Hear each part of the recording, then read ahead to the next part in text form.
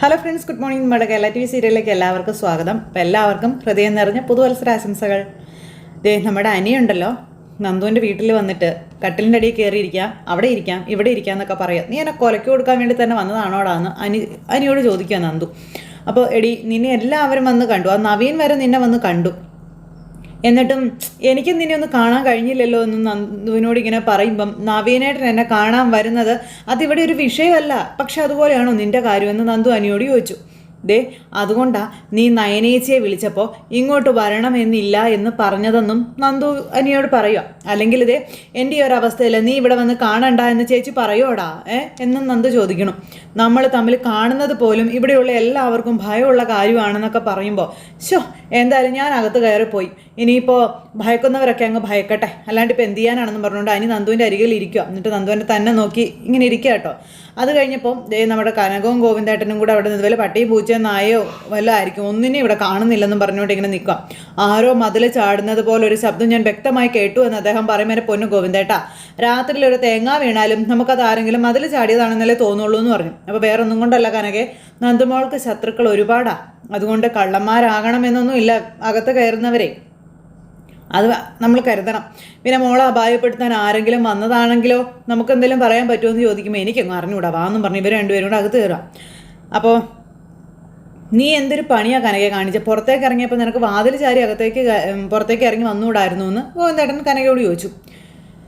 തുറന്നിട്ട വാതിലൂടെ ആരെങ്കിലും അകത്ത് കയറിയാലോ എന്ന് അദ്ദേഹം ചോദിക്കുമ്പോൾ പിന്നെ ഇതിനകത്ത് ഇപ്പോൾ ആരും കയറിയിട്ടൊന്നും ഉണ്ടാവില്ല, നമ്മളിവിടെ തന്നെ ഉണ്ടായിരുന്നില്ലേ എന്ന് ചോദിച്ചു കനക.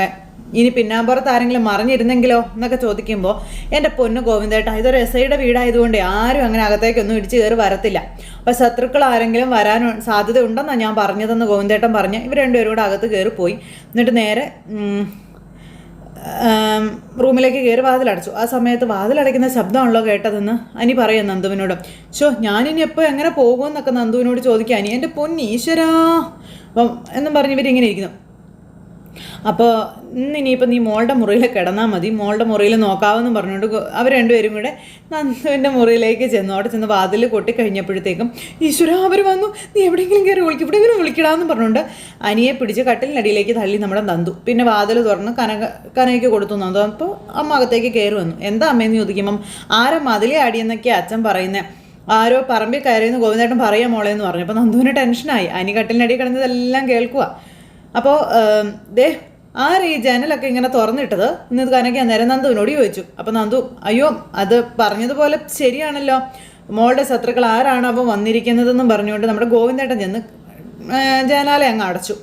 വാതിലും ജനലൊക്കെ അടയ്ക്കണമെന്ന് ഞാൻ പറഞ്ഞിട്ടില്ലേ കനകയെന്ന് ഗോവിന്ദേട്ടൻ ഇങ്ങനെ കനകയോട് ചോദിക്കുമ്പം ഞാനത് അടച്ചതായിരുന്നല്ലോ എന്നും പറഞ്ഞുകൊണ്ട് ഇങ്ങനെ കനക അവിടെ നിന്ന് പറയും. അപ്പോൾ നന്ദുവിന് പരുങ്ങൽ, ഞാൻ പറഞ്ഞതുപോലെ നീ ഇതിനകത്ത് കിടന്നാൽ മതി എന്ന് അച്ഛൻ പറയുമ്പോഴത്തേക്ക് ഈശ്വര എന്ന് പറഞ്ഞ് നന്ദു തലയെ കൈവച്ചിങ്ങനെ നിൽക്കുക.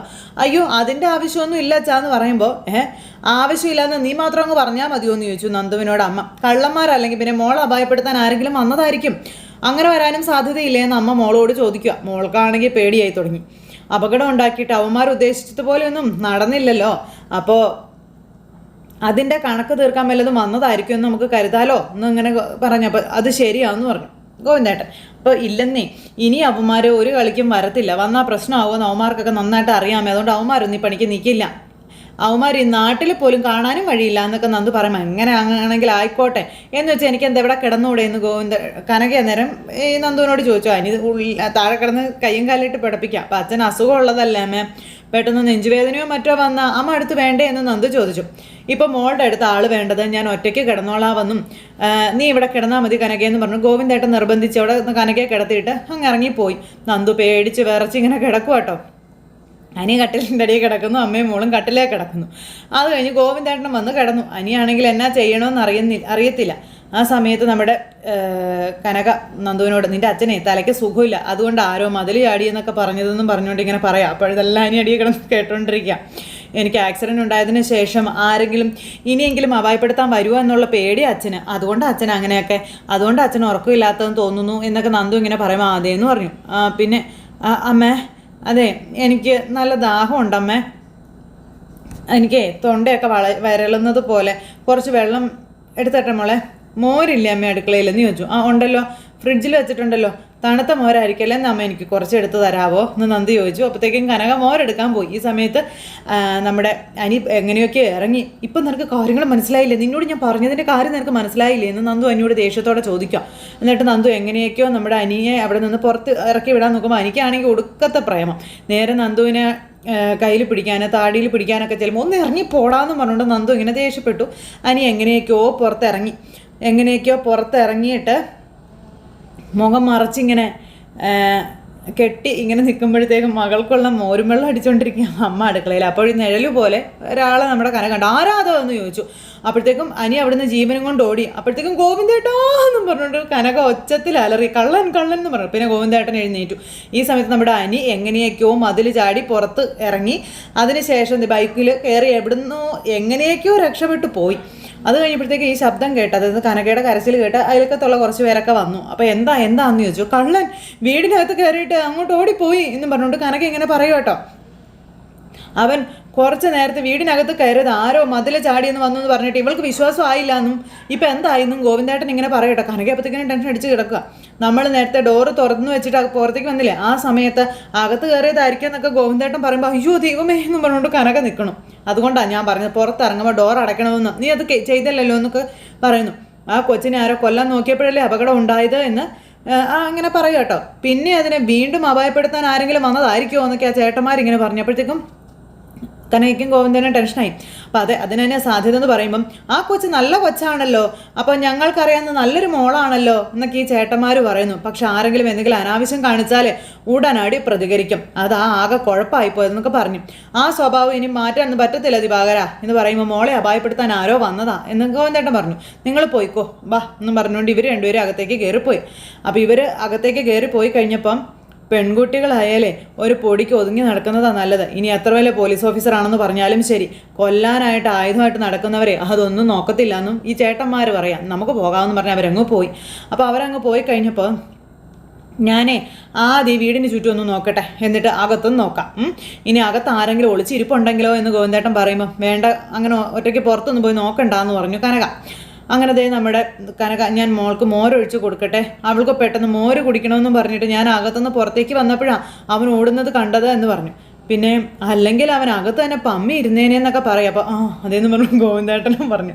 അങ്ങനെ ഗോവിന്ദേട്ടൻ അതിലേക്ക് തപ്പുന്നപ്പോഴത്തേക്ക് നന്ദുവിന് മോരുമായിട്ട് നമ്മുടെ കനക ചെന്നു കേട്ടോ. നന്ദു മോര് കുടിക്കുന്നു. അപ്പോൾ മോളെ വന്നവൻ ഓടുന്നത് ഞാൻ കണ്ടു മോളെ എന്ന് പറഞ്ഞു. അമ്മേ ആരാ എന്നാ പിടിയിട്ടില്ലല്ലേ എന്നൊക്കെ നന്ദു ഇങ്ങനെ ചോദിക്കുമ്പം അവർ മുഖം മറച്ചല്ലേ മോളെ ഓടിയത്, പിന്നെ എങ്ങനെ പിടികിട്ടാനാണെന്ന് ചോദിച്ചു. നീ കുടിക്കെന്നും പറഞ്ഞുകൊണ്ട് നന്ദുവിനെ കൊണ്ട് മോരും വെള്ളം കുടിപ്പിച്ചു. അങ്ങനെ മോര് കുടിച്ചുകൊണ്ടിരിക്കുമ്പോൾ അല്ല മോളെ അനി നിന്നെ വിളിക്കാറൊന്നും ഇല്ലല്ലോ അല്ലേ എന്ന് ചോദിച്ചപ്പം ഇടയ്ക്കൊന്ന് വിളിച്ചായിരുന്നു അമ്മേ. എന്താ അമ്മേ കാര്യമെന്ന് ചോദിക്കുമ്പോൾ അല്ല ഇനി അവനെങ്ങാനും ആയിരിക്കുമോ മതിൽ ചാടി വന്നത് എന്ന് ചോദിച്ച കനകയോട് അവൻ അങ്ങനെയൊക്കെയുള്ള സാഹസമൊക്കെ കാണിക്കോ, ഇവിടേക്ക് വരാൻ അവന് മതിൽ ചാടേണ്ട കാര്യമൊന്നും ഇല്ലല്ലോ എന്ന് നന്ദു. അപ്പം നേരായ മാർഗത്തിൽ അവന് വന്നുകൂടെ എന്നൊക്കെ ചോദിക്കുമ്പം അല്ല സമയം ഇതല്ലേ, അപ്പം പിന്നെ അവന് മതിൽ ചാടിയല്ലേ വരാൻ പറ്റുള്ളൂ. അമ്മ എന്തൊക്കെയാ അമ്മ ഈ പറയുന്നതെന്ന് നന്ദു അന്നേരം ചോദിച്ചു. അല്ല ഇത് നയനമോളെ വിളിച്ചപ്പോഴേ അവനോട് ഇങ്ങോട്ട് വരണ്ടാന്ന് പറഞ്ഞു എന്നവൾ പറഞ്ഞായിരുന്നേ, അതുകൊണ്ടിനി ആരും കാണാതെ രാത്രി വന്നതാണോ അല്ലയോ എന്നൊന്നും പറയാൻ പറ്റത്തില്ലല്ലോ എന്ന് പറയുമ്പം അങ്ങനെയാണെങ്കിൽ പിന്നെ ഞാൻ അറിയത്തില്ലേന്ന് ചോദിച്ചു. നീ അറിഞ്ഞാലും അതിനെപ്പറ്റി ഒന്നും പറയത്തില്ലല്ലോ എന്നൊക്കെ പറഞ്ഞപ്പം അമ്മയ്ക്കിത് എന്തിൻ്റെ കേടാമേ, വെറുതെ ഓരോരോ സംശയങ്ങൾ ഉള്ളിൽ വെച്ചുകൊണ്ട് പറയരുത് കേട്ടോ എന്നൊക്കെ പറഞ്ഞു. ഇങ്ങനെ ഒരുത്തൻ മതിൽ ചാടി വരുമ്പോഴേ എല്ലാ വശവും നമ്മൾ ചിന്തിക്കണമല്ലോ. ഞാൻ പറഞ്ഞത് തെറ്റാണെങ്കിൽ തിരിച്ചെടുത്തിരിക്കുന്നേ പോരെ. അങ്ങനെയാണെങ്കിൽ പിന്നെ വന്നത് കള്ളനായിരിക്കത്തില്ല, അച്ഛൻ പറഞ്ഞതുപോലെ മോളെ ആക്രമിക്കാൻ വേണ്ടി ഏതോ ഒരുത്തൻ കയറി വന്നതാണെന്നൊക്കെ കനക അവിടെ നിന്ന് പറയണു. എന്തായാലും അവൻ എന്തോ ഉദ്ദേശത്തോടു കൂടി വന്നതാണെന്നൊക്കെ കനക നിന്ന് പറയാം. ഇനി വീടിനകത്ത് ബോംബ് വല്ലതും വെച്ചിട്ടായിരിക്കും അവൻ പോയേക്കുന്നതെന്നൊക്കെ കനക നന്ദുവിനോട് ചോദിക്കുമ്പോൾ നന്ദുവിന് ദേഷ്യം വരാൻ തുടങ്ങി. എന്തായാലും നീ കിടക്ക, ഗോവിന്ദേട്ടനെ ആ വീടിന് ചുറ്റുമൊക്കെ നോക്കട്ടെ എന്ന് പറഞ്ഞു. ഞാനൊന്ന് കൂടെ പോയി നോക്കട്ടെ എന്ന് പറഞ്ഞോണ്ട് കനക ഗോവിന്ദേട്ടൻ്റെ കൂടെ അങ്ങ് ഇറങ്ങിപ്പോയി. ഈ സമയത്ത് നമ്മുടെ നന്ദു അനി വന്നതിനെ പറ്റിയും താടയിൽ പിടിച്ചതിനെ പറ്റിയൊക്കെ ഇങ്ങനെ ആലോചിക്കുക. അപ്പോൾ ഇവൻ എന്താ ഇങ്ങനെയൊക്കെ ചെയ്യുന്നത്? അവൻ ചുമ്മാ കാമുകിയെ കാണാൻ മതിൽ ചാടി രാത്രിയെന്നില്ല പകലെന്നില്ലാതൊക്കെ വരാൻ തുടങ്ങിയിരിക്കുന്നുവല്ലോ എന്നൊക്കെ പറഞ്ഞുകൊണ്ട് നന്ദു ഇങ്ങനെ മനസ്സിൽ ചിന്തിക്കുവാണ്. എന്നെ ആക്രമിച്ചവരുടെ ഡീറ്റെയിൽസ് എടുത്തിട്ടാണല്ലോ തമ്പുരാനെ അവൻ പോയിരിക്കുന്നത്. ഇനിയിപ്പം അവരെ കാണാൻ എങ്ങനെ അവൻ പോവുമോ എന്നൊക്കെയുള്ള പേടിയാണ്. അവൻ എന്തെങ്കിലും ആപത്തുണ്ടാവും എന്നൊക്കെ ഓർത്ത് നന്ദുവിന് ഭയങ്കര ടെൻഷൻ. ഈ സമയത്ത് അതിന് തൻ്റെ കൂട്ടുകാരുടെ അടുത്ത് ചെന്നു. അപ്പം ASIയും പോലീസുകാരും അവന്മാർക്കെതിരെ ആക്ഷനൊന്നും എടുക്കത്തില്ല എന്നും പിന്നെ അവൾക്കിപ്പോൾ ഉണ്ടായി പരിക്കൊക്കെ മാറി വരണം എന്തെങ്കിലും നടക്കണമെങ്കിലും നനി ഈ വിഘ്നേഷിനോട് അതുപോലെ രാകേഷിനോട് പറഞ്ഞു. നമുക്ക് അത്ര വരെ കാത്തിരിക്കാനും പറ്റില്ലെന്നും അവളെ കൊല്ലാൻ നോക്കിയവന്മാരെ നമ്മൾ വെറുതെ വിടാൻ പാടില്ല എന്ന് വിഘ്നേഷ് പറയാം. അപ്പോൾ കടപ്പുറ ഏരിയയിലുള്ളവന്മാരല്ലേന്ന് രാകേഷും ചോദിച്ചു. അപ്പോൾ അതെ, അവന്മാർ തന്നെയാണ്. ആരോട് ചോദിച്ചാലും പറഞ്ഞു തരാതെ ഒന്നും ഇരിക്കത്തില്ല. എന്നാൽ പിന്നെ സമയം കളയണ്ട, നമുക്ക് പോകാം എന്നും പറഞ്ഞുകൊണ്ട് അനി പറയുമ്പം നന്ദു ഇല്ലാണ്ടാണ് പോകുന്നത്. അവസാനം നമ്മളെ അവന്മാർ നോക്കിയെടുത്ത് നിലത്ത് അടിക്കുമെന്ന് വിഘ്നേഷ് ചോദിക്കുമ്പം എടാ രണ്ടും കൂടെ പറയല്ലേടാ, അവൾ പരിക്ക് പറ്റി കിടക്കുമ്പോഴേ നമ്മുടെ ആവേശം കൂടേണ്ടതല്ലേടാ, നീ എന്ത് ഇങ്ങനെയൊക്കെ പറയുന്നത്? നമുക്ക് ധൈര്യം കൂടുകയാണ് വേണ്ടത്. പിന്നെ ഇപ്പം ഇതിന് കുഴപ്പം എന്താണെന്നൊക്കെ ചോദിക്കാം അനി ദേഷ്യത്തോടെ. എനിക്കാണെങ്കിൽ ഒറ്റയ്ക്ക് പോയി അവന്മാരെ പഞ്ഞിക്കിടാനുള്ള ആവേശമൊക്കെ ഉണ്ട്. കരാട്ടയിലെ അവളാ എൻ്റെ ഗുരു. അങ്ങനെയാണെങ്കിലേ അവൾക്കൊരു ഗുരുദക്ഷിണയൊക്കെ കൊടുക്കണ്ടേന്ന് ചോദിച്ചു. അപ്പോൾ നമുക്കൊന്നും നോക്കണ്ട, കിട്ടുവാണെങ്കിൽ 2 കിട്ടിയാലും കുഴപ്പമില്ല വാന്നും പറഞ്ഞുകൊണ്ട് അവന്മാരെ ഇടിക്കാനായിട്ട് പോവുക. ചെന്നിട്ടൊരു ഒറ്റ ഇടിയങ്ങ് വെച്ച് കൊടുത്തു. നിനക്ക് ഉദ്ദേശം എന്താടാന്ന് അവന്മാർ നാനിയോട് ചോദിച്ചു. ഉദ്ദേശം എന്താണ് ഞാൻ പറയാടാന്നും പറഞ്ഞുകൊണ്ട് കൊടുത്തില്ല അവനിട്ട് ഒരു ഒറ്റ ഒരെണ്ണം കൂടി. പിന്നെ അവിടെ കിടന്ന് വലിയൊരു മൽപ്പിടുത്തം തന്നെയായിരുന്നു.